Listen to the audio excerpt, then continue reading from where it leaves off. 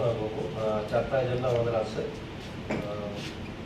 আমাদের সাথে আছেন আমাদের সিনিয়র ডেপুটি আছেন এসডিএম শান্তিবাজার, এসডিএম বিলোনিয়া এবং সাবু থেকে আছেন আমাদের ডিসি। এসডিএম সাহেব পরীক্ষার কারণে আসতে পারবেন না। তো আমরা মিটিং শুরু করি। সবাইকে কতগুলি নতুন ফর্ম সেখানে ইন্ট্রোডিউস করেছে এবং কিছু ফর্ম সেখানে তারা ডিলিট করেছে। আমরা আজকে পলিটিক্যাল পার্টি যারা আছেন, মিডিয়া যারা আছেন, আপনাদের সবাইকে আমরা সেখানে এই কোন ফর্মগুলি ডিসকন্টিনিউ হবে এবং কোন ফর্মগুলি নতুন হবে সবগুলি ফর্ম আমরা দিয়ে দিয়েছি। আমি আশা করি পলিটিক্যাল পার্টি যারা আছেন এবং মিডিয়ার বন্ধুরা যারা আছেন আপনারা কাইন্ডলি এই জিনিসটা একটু দেখে নেবেন পরবর্তী সময়। তো আজকে এই ছিল আমাদের মিটিংয়ের মূল বিষয়বস্তু। আমরা আশা করি আমাদের মিডিয়ার সমস্ত বন্ধু এবং পলিটিক্যাল পার্টির যারা আছেন আপনাদের সবার সহযোগিতায়, আমাদের 3 এসডিএম আছেন ইয়ারো হিসাবে, সবার সহযোগিতায় ইলেকশন কমিশনের যে নির্দেশ, এই নির্দেশ অনুযায়ী আধার কার্ড কালেকশনের কাজ, যে কাজ যে ভোটাররা ফরওয়ার্ড দেয় তাদের নাম সেখানে ভোটার লিস্টে তোলার জন্য সেখানে তারা প্রেয়ার করতে পারবে।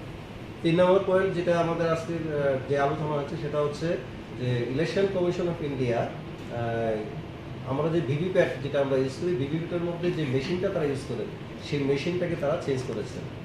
ইলেকশন কমিশন বলছেন নতুন যে মেশিন ইন্ট্রোডিউস হয়েছে এর ফলে ভিভিপ্যাটের মধ্যে সিরিয়াল নাম্বার, সিম্বল এবং প্রার্থীর নাম খুব সুন্দরভাবে দেখা যাবে এবং সাইজটা ছোট হওয়াতে ইঞ্জিনিয়ার যারা আছেন রিলেটেড টু দিস মেশিন এবং আমাদের ভোটার এমপ্লয়ি যারা যুক্ত হবেন ইলেকশনের কাজে তাদের পক্ষে সেটাকে বহন করে নিয়ে যাওয়ার ক্ষেত্রে সুবিধা হবে।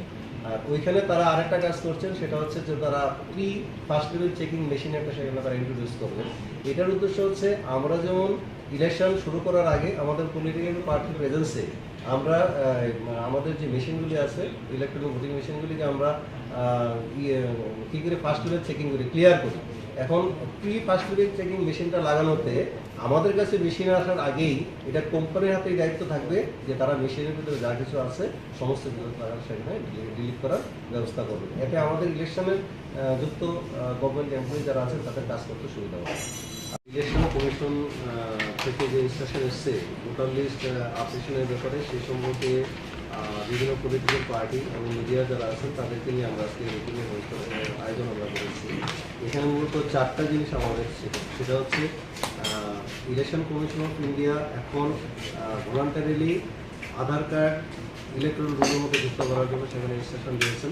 এটার মধ্যে যে 3-4টা পয়েন্ট আমাদের ক্লিয়ার হবে। একটা হচ্ছে কি যে ভোটার সঠিক কিনা, 1 নম্বর। 2 নম্বর হচ্ছে ভোটারের যে অন্যান্য তথ্যগুলি আছে যেমন তার বয়স কত, লিঙ্গ কি, এগুলো সঠিকভাবে কারেকশন করা যাবে। এবং 3 নম্বর হচ্ছে কোনো ভোটারের নাম একই কনস্টিটিউয়েন্সির মধ্যে বিভিন্ন জায়গায় আছে কিনা অথবা বিভিন্ন কনস্টিটিউয়েন্সির মধ্যে তার নাম আছে কিনা এটা সহজে জানা যাবে।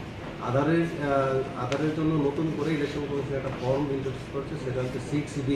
এখন যদি কোনো ভোটার মনে করেন যে অনলাইনের মধ্যে প্রেয়ার করবেন, অনলাইনের ব্যবস্থা সেখানে আছে এবং অফলাইনের মাধ্যমে আমাদের এসডিএমরা আমাদের যে বিএলও যারা আছেন বিএলওর মাধ্যমে সেই তথ্যগুলি বারে থেকে তারা সেটা কালেকশন করবেন।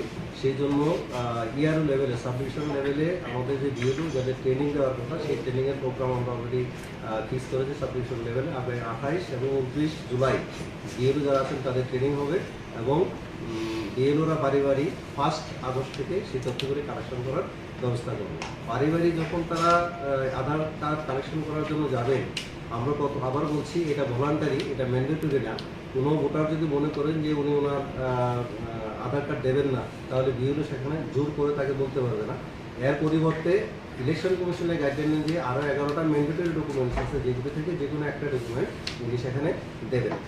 তো আমরা অ্যাওয়ারনেস প্রোগ্রাম এটা করার জন্য এই 1-8-2022 থেকে 31-12-2022 পর্যন্ত অ্যাওয়ারনেস প্রোগ্রাম আমাদের চলবে এবং সেপ্টেম্বর মাসের 4 তারিখ ইলেকশন কমিশনের ইনস্ট্রাকশন অনুযায়ী আমাদের বিভিন্ন সাবডিভিশনগুলির মধ্যে আমরা স্পেশাল ক্যাম্পেইন সেখানে আমরা করব। এটা হচ্ছে আমাদের আধার কার্ডের ব্যাপারে। দ্বিতীয় যেটা সেটা হচ্ছে কোয়ালিফাইং ডেট।